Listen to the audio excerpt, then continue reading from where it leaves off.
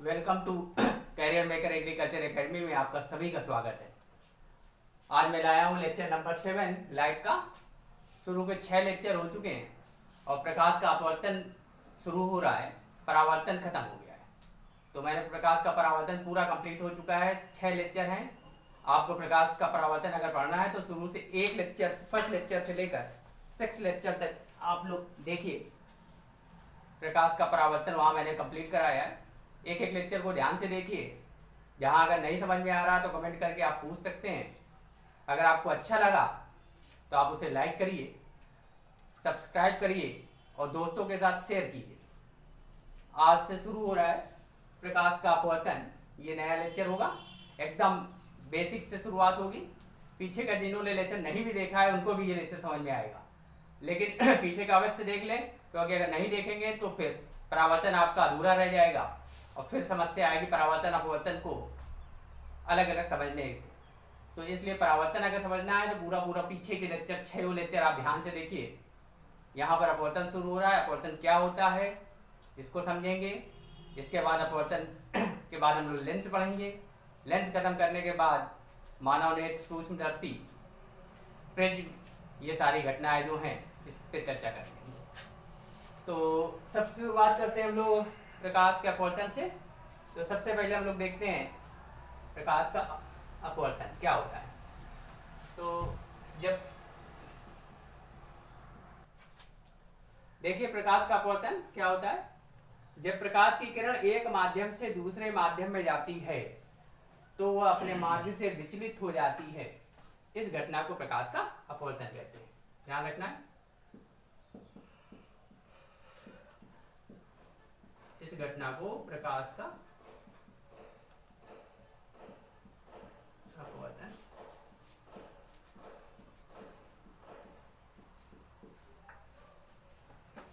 तो अपवर्तन के बारे में फिर से समझ लो। अपवर्तन होगा क्या, अगर प्रकाश की किरण एक माध्यम से दूसरे माध्यम में जा रही है, माध्यम बदल रहा है। आपकी बात पहले क्या हो रहा था, परावर्तन में क्या होता था, जो प्रकाश की किरण होती थी टकरा के उसी माध्यम में वापस आ जाती थी। बट यहाँ पर माध्यम चेंज हो रहा है। तो पहले तो ये समझ लो अपवर्तन कब होगा, तो कब होगा जब माध्यम बदलेगा, यानी लाइट एक माध्यम से दूसरे माध्यम में जा रही है। माध्यम का मतलब यहाँ समझ लीजिए वायु, मतलब लाइट आ रही है, आपने एक बाल्टी पानी रखा और लाइट, अगर सनलाइट आ रही है, सूर्य का प्रकाश, और वायु के रास्ते आते हुए वो पानी में चली गई, बाल्टी में चली गई, बाल्टी के पानी में अगर चली जाती है तो इसका मतलब आप समझ गए। तो बाल्टी के पानी में अगर चली जाती तो अपवर्तन हो गया। तो वहां क्यों अपवर्तन हुआ, तो माध्यम बदल गया, वायु से कहां चली गई, पानी में। तो जैसे अगर लाइट ये आ रही और यहाँ पर वायु है, ये है जल, तो यहाँ पर अपवर्तन, तो लाइट चली। दूसरी बात यहाँ ये समझनी है, ये तो समझ गए अपवर्तन कब होगा, माध्यम बदलेगा। कोई भी माध्यम हो सकता है, पारदर्शी माध्यम होना चाहिए। एक बात और ध्यान रखनी है, यहाँ पर पारदर्शी माध्यम होना चाहिए। तो एक माध्यम से दूसरे माध्यम में जा रही, मान लो पारदर्शी नहीं है तो वहां पर अब अगर लकड़ी लगा दे तो वहां लाइट जब पार तो कर नहीं सकती, तो वहां पर अपवर्तन नहीं होता है। तो यहाँ ये समझना है, माध्यम बदलेगा तभी अपवर्तन की घटना होगी। वायु से जल में जा सकती है, कांच में जा सकती है, जल से कांच में जा सकती है, अन्य प्रकार के माध्यम है, इस पर चर्चा करेंगे बाद में। अभी ये समझ लें कि एक माध्यम से जब दूसरे माध्यम में जाएगी तभी अपवर्तन होगा। तो ये बात समझ में आ गई कि अपवर्तन कब होता है। अब आगे समझते हैं अपवर्तन क्यों होता है, तो उसका भी कारण समझते हैं। अपवर्तन का जो कारण है वो ये है कि प्रकाश की जो स्पीड है, प्रकाश की चाल है, एक माध्यम से दूसरे माध्यम में जाने पर बदल जाती है। प्रकाश की चाल एक माध्यम से दूसरे माध्यम में जाने पर बदल जाती है।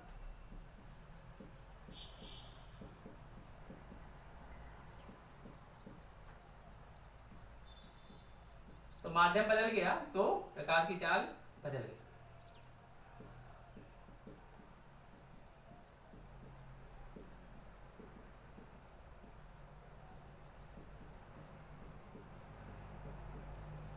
तो लाइट की स्पीड बदल जाएगी, यानी यहाँ ये समझना है कि अगर वायु, ये लाइट आ रही वायु में और ये लाइट चली गई जल में, तो वायु में प्रकाश की चाल कुछ और होगी, जल में प्रकाश की चाल कुछ और होगी। ये बात ध्यान रखना है। लाइट की स्पीड अलग अलग माध्यम में अलग अलग होती है। वायु के लिए स्पीड आपको मालूम होगा 3 × 10⁸ मीटर पर सेकेंड होती है। जल के लिए ये वैल्यू बदल जाती है, अलग अलग माध्यम के लिए अलग अलग होती है। जल के लिए 1.33 × 10⁸, कांच के लिए 2 × 10⁸। तो अलग अलग माध्यम में अलग अलग चाल होती है, अभी सबको लिखवाएंगे हम। तो दो बातें आप लोग यहाँ समझ गए, अपवर्तन कहते किसे हैं, अपवर्तन कब होगा, जब माध्यम बदलेगा, लाइट एक माध्यम से दूसरे माध्यम में चली जाएगी। क्यों होगा, क्योंकि प्रकाश की चाल बदल जाएगी। तो ये महत्वपूर्ण बात है। अब आगे बढ़ते हैं हम लोग।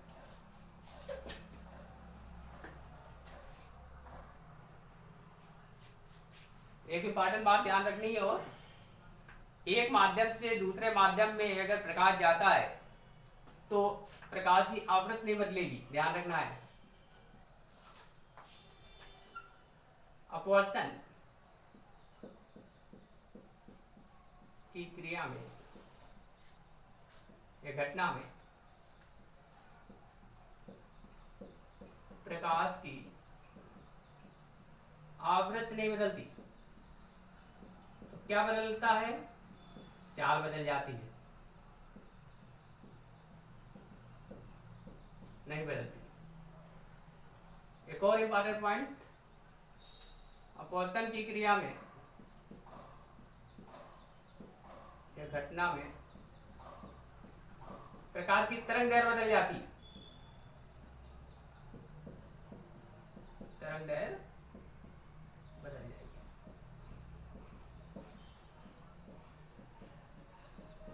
तो ध्यान रखना है, पूछा जाएगा कि अगर अपवर्तन हो रहा है, लाइट एक मीडियम से दूसरे मीडियम में जा रही है, तो क्या नहीं बदलता, तो आपका आंसर होगा आवृत्ति, फ्रीक्वेंसी। आवृत्ति को फ्रीक्वेंसी बोलते हैं। क्या बदलता है, तो चाल बदलती है प्रकाश की तरंग दैर्घ्य बदलती है। तो ये बातें आपको ध्यान रखनी है, इंपॉर्टेंट बातें हैं। अब पढ़ते हैं हम लोग अपवर्तन के नियम।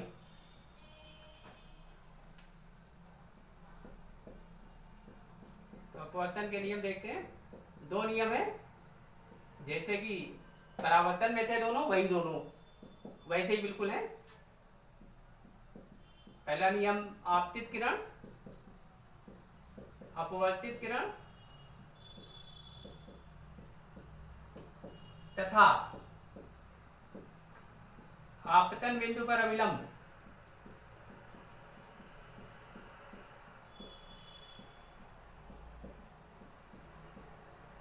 तीनों एक ही तल पर होते हैं, तीनों एक ही तल पर होते हैं। दूसरा,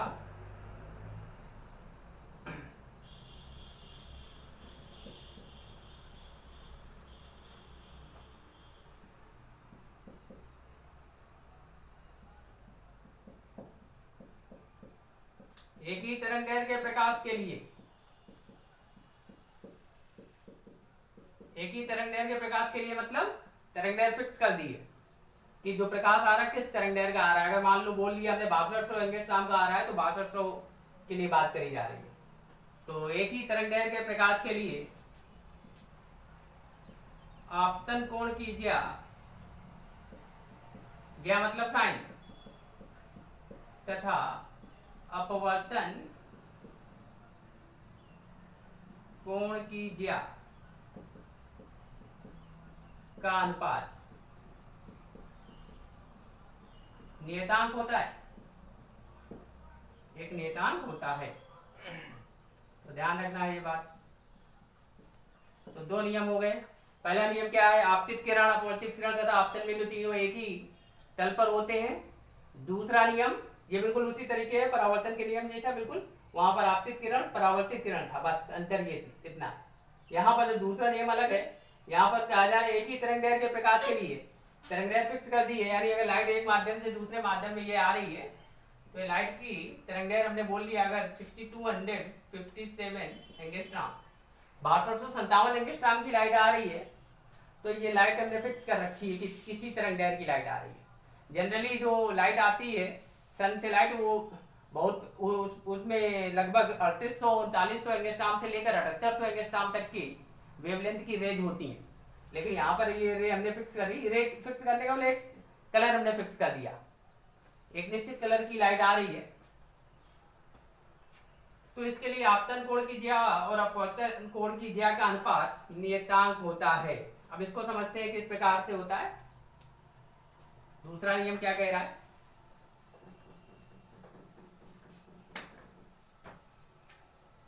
मान लीजिए एक माध्यम ये है,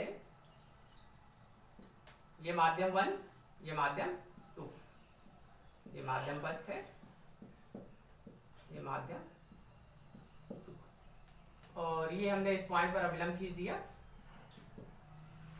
तो आप लोग को बताया कि अपवर्तन का मतलब एक माध्यम से दूसरे माध्यम में लाइट जाएगी तो अपवर्तित हो जाएगी, मतलब यहाँ विचलित हो जा रही है।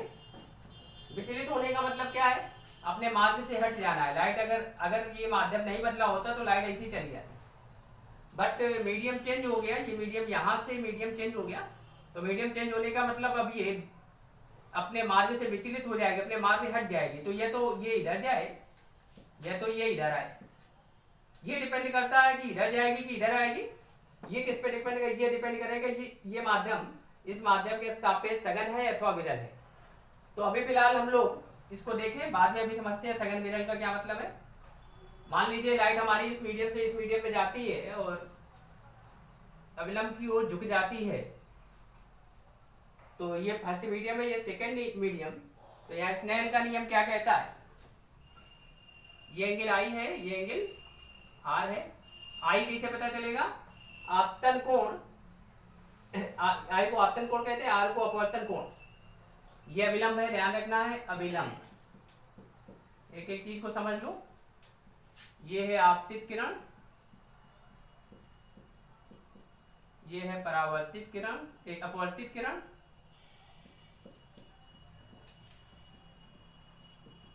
तो अविलंब क्या हो, अविलंब और आप यहां पर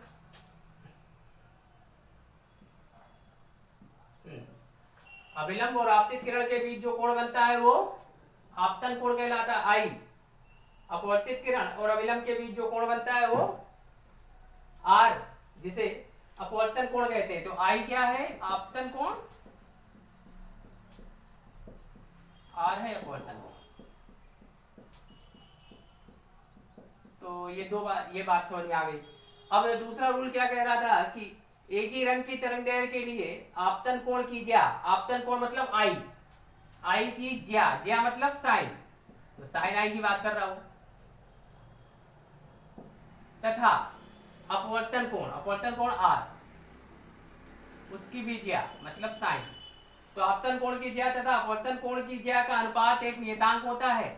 नियतांक को यहाँ पर n से लिखेंगे, ये कांस्टेंट है, ये कांस्टेंट वैल्यू आती है, तो वो कांस्टेंट को हम लिख सकते हैं यहाँ पर n। n क्या है इसको समझते हैं,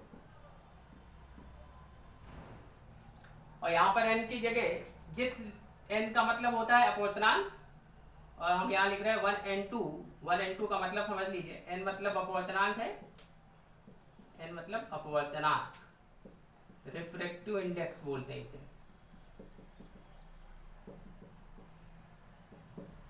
1n2 का मतलब क्या हो गया, पहले माध्यम के सापेक्ष दूसरे माध्यम का अपवर्तनांक।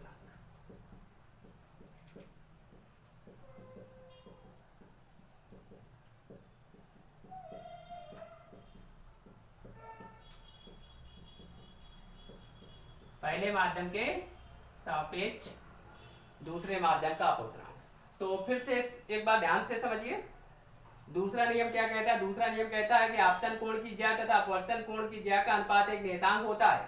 तो जिसकी वैल्यू एक नियत होती है, कब नियत होगी, जब लाइट की ये रे हम फिक्स कर दे, ये रे हम फिक्स कर दे कि ये किस तरंगदैर्घ्य की है, इसकी तरंगदैर्घ्य अगर फिक्स कर दी जाए तो जो ये एंगल आएगा उसका साइन निकालो और ये एंगल आएगा उसका साइन निकालो। मान लो ये आ गया 60 डिग्री और ये 45 डिग्री, तो साइन 60 अपॉन साइन 45 की जो वैल्यू आएगी वो एक नियत वैल्यू आएगी। तो तो यहाँ पर ये बात समझ में, यहाँ पर अगर एंगल चेंज भी कर दे तो भी sine i upon sine r हमेशा एक निश्चित वैल्यू देगा। जैसे अगर ये वैल्यू आ रही 1.3 तो चाहे जो एंगल लगते जाओ, ये रे अगर बदल भी दे, जो एंगल यहाँ आई चेंज कर दे तो आर भी चेंज हो जाएगा। तो साइन आई और साइन आर चेंज होगा तो 1n2 की वैल्यू लेकिन चेंज नहीं होगी। अगर 1n2 1.3 है तो 1.3 रहेगा। अब 1n2 है क्या, इसको समझ लो। ये जो एक नियतांक है उसको कहते हैं अपवर्तनांक। क्या कहते हैं? अपवर्तनांक क्या होता है इसको समझते हैं। और ये 1n2 का मतलब पहले समझ लो। 1n2 का मतलब है पहले माध्यम के सापेक्ष दूसरे माध्यम का अपवर्तनांक। इस माध्यम के सापेक्ष इस माध्यम का अपवर्तनांक।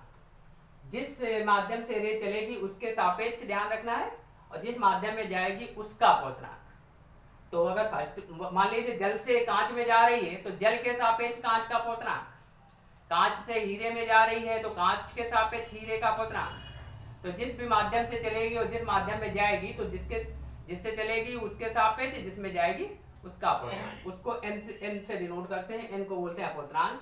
होता क्या है अपवर्तनांक, इसको अब यहाँ समझते हैं।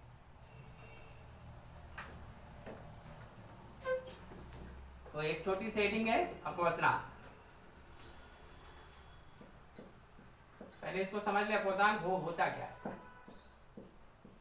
रिफ्रैक्टिव इंडेक्स बोलते हैं इसे।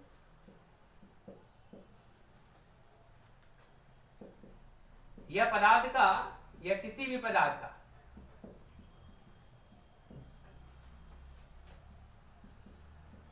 जो भी पारदर्शी पदार्थ हैं उनकी बात की जा रही है। प्रकाशीय गुण है, प्रकाशीय गुण है। तो कोई भी अगर पदार्थ है, चाहे जल है चाहे कांच है, जो भी पारदर्शी पदार्थ है उसकी प्रॉपर्टी होती है अपवर्तनांक। उसका एक गुण होता है। क्या बताता है अपवर्तनांक? अपवर्तनांक हमें ये बताएगा कि उसमें लाइट किस स्पीड से चल रही है। अपवर्तनांक बदलने का मतलब है उसमें प्रकाश की चाल का बदलना। तो अपवर्तनांक से हमें ये पता चलेगा प्रकाश की चाल उसमें कितनी है। तो अगर हमें किसी माध्यम का अपवर्तनांक पता चल जाए तो हम प्रकाश की चाल उसमें बता सकते हैं। तो यहाँ पर अपवर्तनांक के बारे में एक और तरह से इसको परिभाषित कर सकते हैं अपवर्तनांक को। वो देखिए, एक और फार्मूला है उसका। माध्यम का जो अपवर्तनांक होता है वो वायु में प्रकाश की चाल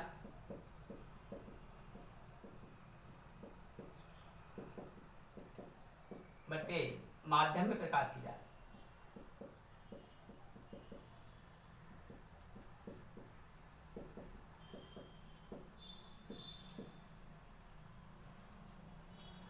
तो किसी माध्यम का अपवर्तनांक अगर हमें पता है तो उस माध्यम में प्रकाश की चाल बता सकते हैं, या उस माध्यम में प्रकाश की चाल पता है तो उसका अपवर्तनांक बता सकते हैं।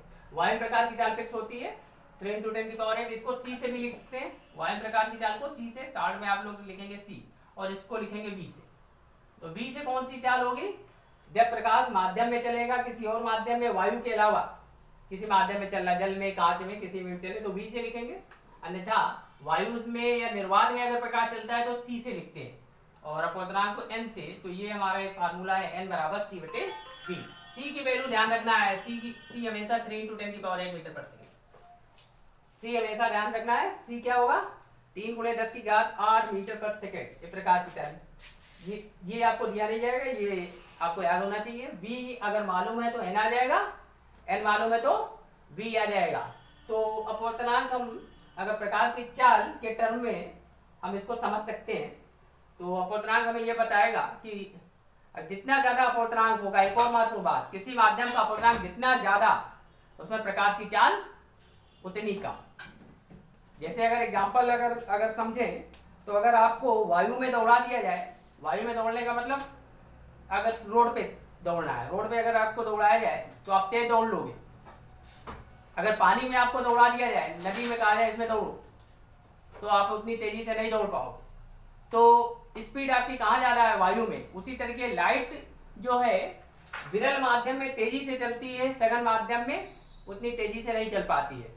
जितना ज्यादा सघन माध्यम होगा उतना ही लाइट की स्पीड कम हो जाएगी। तो ये ध्यान रखना है कि प्रकाश की चाल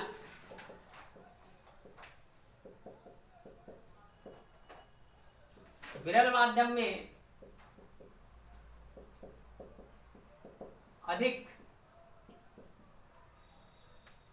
तथा सघन माध्यम में कम होती है। तो जितना ज्यादा माध्यम विरल होगा उतना ही ज्यादा प्रकाश की चाल उसमें होगी, और जितना ज्यादा माध्यम सघन होगा उतनी ही प्रकाश की चाल उसमें कम हो जाएगी। तो अपवर्तनांक के बारे में आप जान गए कि अपवर्तनांक क्या होता है। अपवर्तनांक से हमें पता चलेगा, अपवर्तनांक बताता क्या है, उसमें प्रकाश कितनी स्पीड से चल रहा है ये बताएगा। दूसरी महत्वपूर्ण बात ये है कि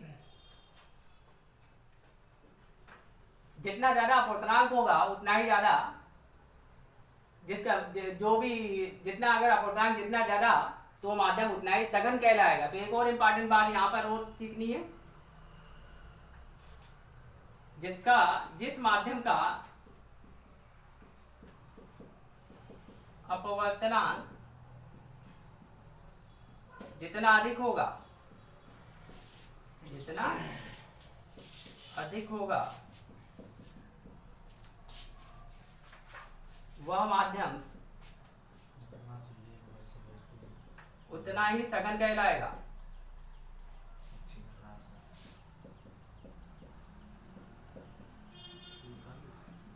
तो यहाँ पर ये सारी बातें एक एक करके जरा समझते हैं।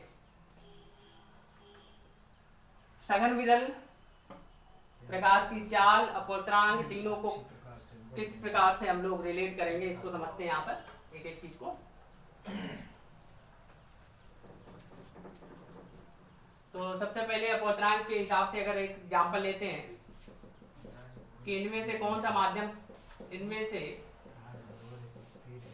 सा माध्यम सघन है, सबसे सघन है।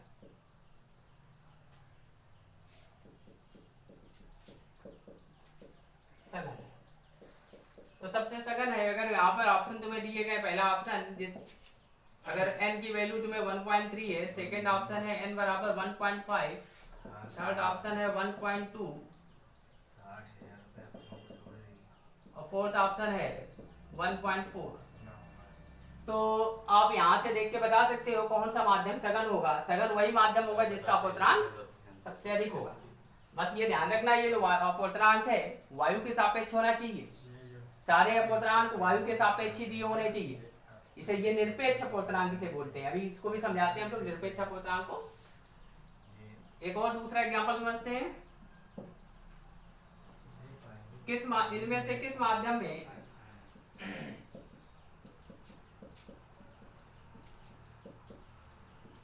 प्रकाश की चाल सबसे अधिक है।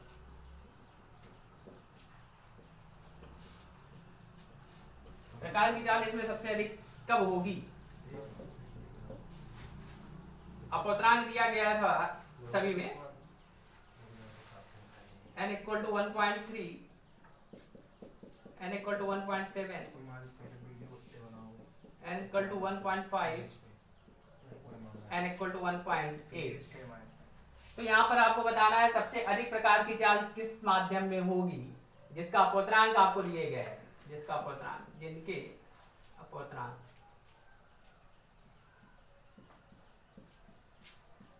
तो आपको अब अपवर्तनांक देख के चाल बतानी है।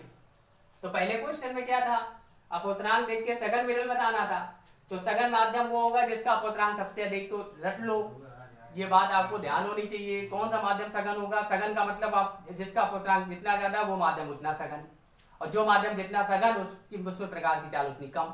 जो माध्यम जिसका अपवर्तनांक जितना कम उसमें प्रकाश की चाल सबसे अधिक। तो यहाँ देखो प्रकाश की चाल सबसे अधिक किसमें होगी?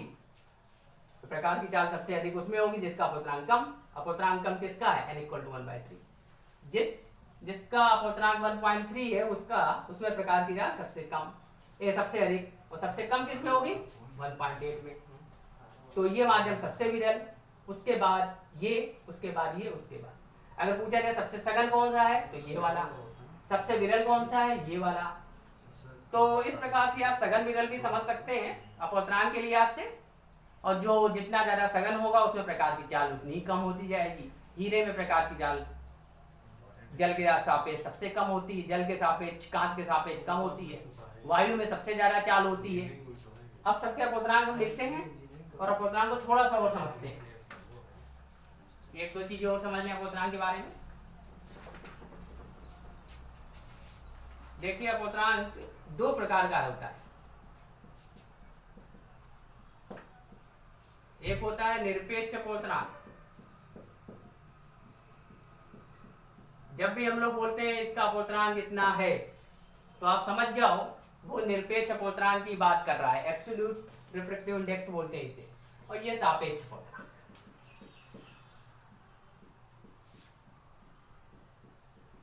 सापेक्ष और निरपेक्ष का मतलब समझ लीजिए। निरपेक्ष का अपवर्तनांक मतलब उसका खुद का, जैसे अगर बोले जल का अपवर्तनांक तो जल का अपवर्तनांक जितना भी है 1.33 है तो वो उसका निरपेक्ष अपवर्तनांक है। सापेक्ष अपवर्तनांक में कई बातें हैं। अब जल का अपवर्तनांक अगर हमने बोला तो जल का अपवर्तनांक अगर बोले कांच के सापेक्ष, कांच के सापेक्ष, तो कांच के सापेक्ष जल का अपवर्तनांक कुछ और हो जाएगा। लेकिन अब वायु के सापेक्ष बोले तो कुछ और होगा। वायु के सापेक्ष का जल का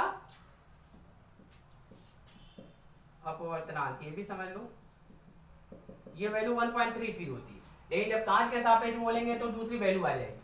तो कांच के सापेक्ष जल का जो अपवर्तनांक होगा वो 8/9 होता है। और वायु के सापेक्ष जल का अपवर्तनांक बात करेंगे तो 1.33। तो ये ध्यान रखना है, सापेक्ष अपवर्तनांक का मतलब क्या होता है? निरपेक्ष। ज्यादातर तुम्हारे यूज में यही है, निरपेक्ष अपवर्तनांक। निरपेक्ष अपवर्तनांक का मतलब किसी भी पदार्थ का अपवर्तनांक, किसी भी माध्यम का अपवर्तनांक वायु के सापेक्ष अगर लिया गया है तो उसे निरपेक्ष अपवर्तनांक कहेंगे। जैसे अगर जल का अपवर्तनांक 1.33 है तो ये 1.33 किसके सापेक्ष है? वायु के सापेक्ष लिया गया है। हमेशा जब भी आपको बताया जाता है जल का अपवर्तनांक 1.33 है तो ये किसके सापेक्ष है? वायु के सापेक्ष। कांच का अपवर्तनांक 1.5 है तो किसके सापेक्ष है? वायु के सापेक्ष। इसी को हम लोग निरपेक्ष अपवर्तनांक कहते हैं। यानी जब किसी माध्यम का अपवर्तनांक वायु के सापेक्ष लिया जाता है तो उसे निरपेक्ष अपवर्तनांक कहते हैं। तो ये इंपॉर्टेंट पॉइंट है, ये हम यहाँ बोर्ड लिख रहे हैं, ध्यान रखना है। यदि किसी माध्यम का अपवर्तनांक, यदि किसी माध्यम का अपवर्तनांक वायु के सापेक्ष लेते हैं, वायु के सापेक्ष लिया जाता है तो उसे निरपेक्ष अपवर्तनांक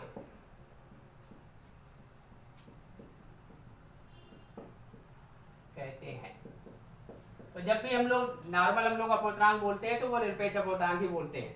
सापेक्ष अपवर्तनांक यहाँ पर अगर वायु के सापेक्ष लिया गया है तो ये सापेक्ष अपवर्तनांक भी है यहाँ पर। लेकिन अगर जल के सापेक्ष कांच का ले लोगे, अगर बोला जाए जल के सापेक्ष कांच का, जल के सापेक्ष कांच का अपवर्तनांक, तो जल के सापेक्ष कांच का 9/8 होता है। तो जल के सापेक्ष कांच का अपवर्तनांक लोगे तो ये निरपेक्ष नहीं है, ये सापेक्ष है। तो सापेक्ष का मतलब किसी के सापेक्ष लोगे तो वो जो है उसे सापेक्ष अपवर्तनांक कहेंगे। तो जल के सापेक्ष कांच का ले रहे हैं तो ये सापेक्ष अपवर्तनांक है। वायु के सापेक्ष कांच का लेंगे तो वो भी सापेक्ष है। लेकिन जब भी वायु के सापेक्ष लिया जाता है तो उसी को हम लोग निरपेक्ष अपवर्तनांक बोल दिए हैं। तो वायु के सापेक्ष वायु को एक फ्रेम मान लिया गया, एक निश्चित मान लिया गया, तो वहां से हम लोग नापते। जैसे अगर कोई भी चीज अगर लेंथ नापनी है, किसी ऊंचाई नापी जाती है तो हम लोग अर्थ से नाप लेते हैं। तो अर्थ को एक फ्रेम मान लिया गया। तो अर्थ बार बार हमें अर्थ नहीं बोलना है। मान लिया गया अगर किसी चीज की ऊंचाई बोली जाए 5000 मीटर है तो वो अर्थ के सापेक्ष है। ये समुद्र तल के सापेक्ष नापते हैं जो हाइट, तो समुद्र तल को एक फ्रेम मान लिया गया, बार बार बोलने की जरूरत नहीं है उसकी। तो उसी तरीके निरपेक्ष अपवर्तनांक वायु के सापेक्ष लिया जाता है। वायु के सापेक्ष जो अपवर्तनांक लिया गया उसी को निरपेक्ष अपवर्तनांक कहते हैं। तो जनरली तुम लोग जब भी पढ़ते हो तो निरपेक्ष अपवर्तनांक ही पढ़ते हैं हम लोग। अब कुछ अपवर्तनांक हम लिख रहे हैं, वो ध्यान रखना है तुम लोग को।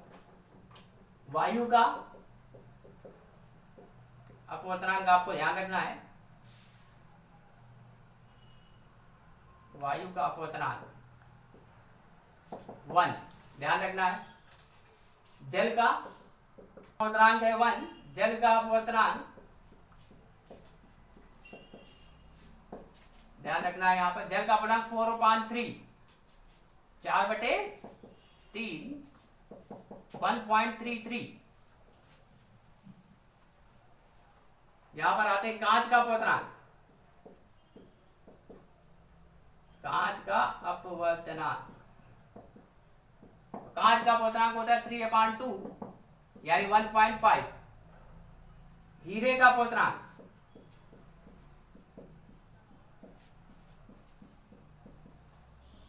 हीरे का अपवर्तनांक अगर बात करें तो होता है 2.42, लेकिन लगभग में जब इसे लिखते हैं तो 12/5 लिख देते हैं।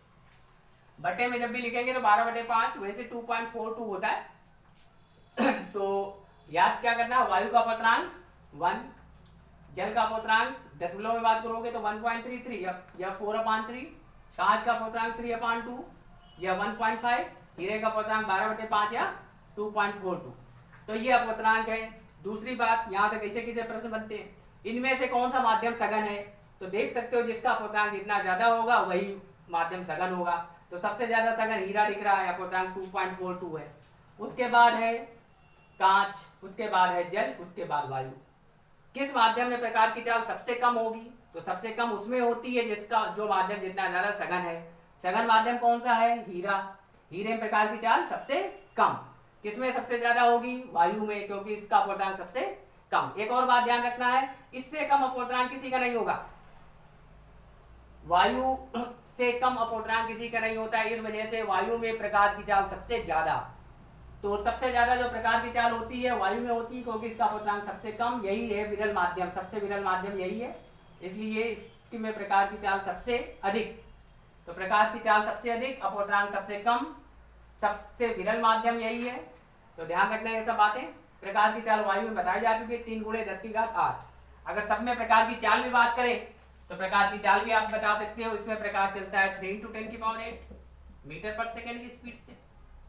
इसमें चलता है 1.33 × 10⁸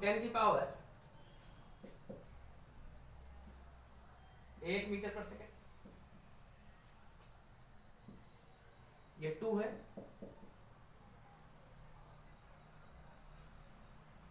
मीटर पर सेकेंड।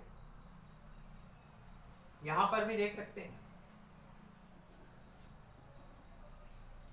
तो यहां पर इसको भी निकाल सकते हैं n = c/v से। तो n की वैल्यू यहाँ पर 12/5 ले लीजिए और 3 × 10⁸ या 5v। तो v ये 3 × 12 कट गया, तो v की वैल्यू आ गई 5/4 यानी 1.25 × 10⁸। तो ये वैल्यू आ गई 1.25 × 10⁸। तो प्रकाश देख रहे हैं सबसे तेज किसमें चल रहा है, वायु में। सबसे धीमे किसमें चल रहा है, हीरे। तो इस प्रकार से हम लोग कर सकते हैं। ये मिस्टेक है जल वाला 4/3। ये देखिए जल का अपवर्तनांक 4/3 है, तो ये 9 हो गया। 3 3 या 9, 9/4 हो गया, तो 2.25 आ जाएगा। तो ये वैल्यू हो गई 2.25 × 10⁸। तो वायु में प्रकाश की चाल 3 × 10⁸, यहां लिख दे रहे हैं प्रकाश की चाल। ध्यान रखना है,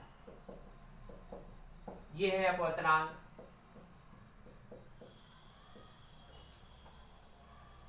तो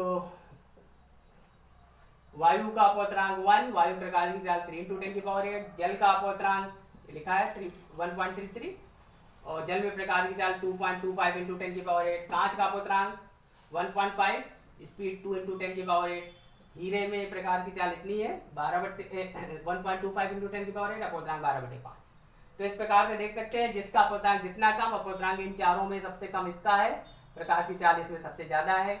इसका अपवर्तनांक सबसे अधिक, प्रकाश की चाल इसमें सबसे कम है। तो इस प्रकार से आप लोग प्रकार की चाल और अपवर्तनांक को याद कर लीजिए और इस सबकी वैल्यू याद कर लीजिए। ऑप्शन जब बन के आता है तो घटते क्रम में या बढ़ते क्रम में आपसे चाल पूछी जा सकती है। तो आपको ध्यान रखना है कि अपवर्तनांक जिसका जितना ज्यादा चाल उतनी कम। तो आज आप लोग को जो भी कुछ मैंने बताया है ये सब यूपी कैटेट BHU ICAR के लिए बहुत इंपॉर्टेंट है। और ये जो भी क्वेश्चन है ये सब आए हुए क्वेश्चन है, ज्यादातर क्वेश्चन इसमें आए हुए हैं। यूपी कैटेट में तो खासकर ये क्वेश्चन आता है और लगभग हर साल आता है। तो लगातार इसको जो है लगातार इसको देखते रहिए और जो अगर जिन्होंने सब्सक्राइब नहीं किया है वो इसको सब्सक्राइब करें। और अगला टॉपिक हम नेक्स्ट लेक्चर में लेंगे।